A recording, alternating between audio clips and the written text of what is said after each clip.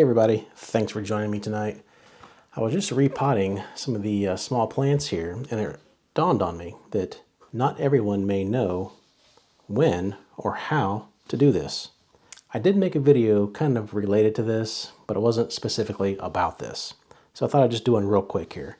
So I misspoke in my last video, and I called these 3-inch pots. They are not, they are 3.5-inch pots. That way, 18 of them fit in one of these 10 by 20 trays, or 10-20 trays as they call them. As you can see, I've already done a few. And technically, you could just put a seed in this and let it spend its whole life until it goes outside in your garden in this 3.5-inch pot. I wouldn't suggest doing it with the little trays here. They're just too small to support a plant for 10 weeks. So what I'm going to do now is just show you what I do. And when I transfer them out of these little cells into these bigger pots is when they get their first set of true leaves. As you can see here, this one has 2 relatively well-developed true leaves and 2 smaller ones. This one was ready to be transferred over.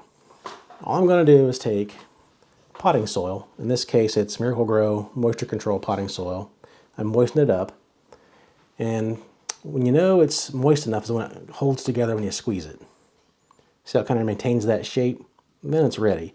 If you squeeze it and water comes leaking out of it, there's too much water in it. Just add more soil to your mix and get it a little less moist.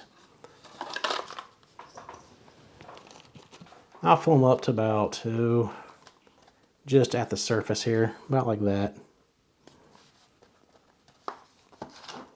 And I have this little tool here that I use to poke a hole down the middle. I'll just set that aside, and I'll get my little seedlings here that are ready to be transferred into a bigger pot. In this case, these are Ahi Ethiopian fires. Make sure I don't get anything mixed up, so I'm going to only do one little cell at a time here. Squeeze the sides a little bit, loosen that dirt up. Kind of dump it out. I don't like ripping and shredding these out like a lot of people do. If you just kind of let the soil separate itself, it's a little bit easier on them, or at least easier on me, let's put it that way.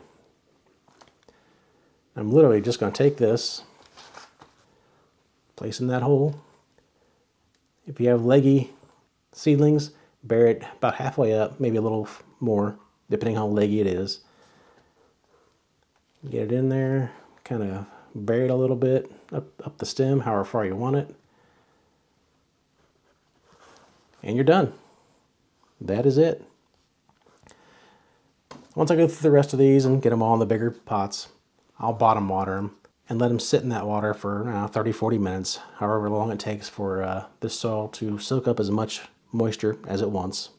I'll put them under the lights in these trays, and you're pretty much done. Hey, thanks for joining me tonight, everybody. And again, I'll go into more detail later in another video of what exactly varieties I have. And I'll see you guys on the next one.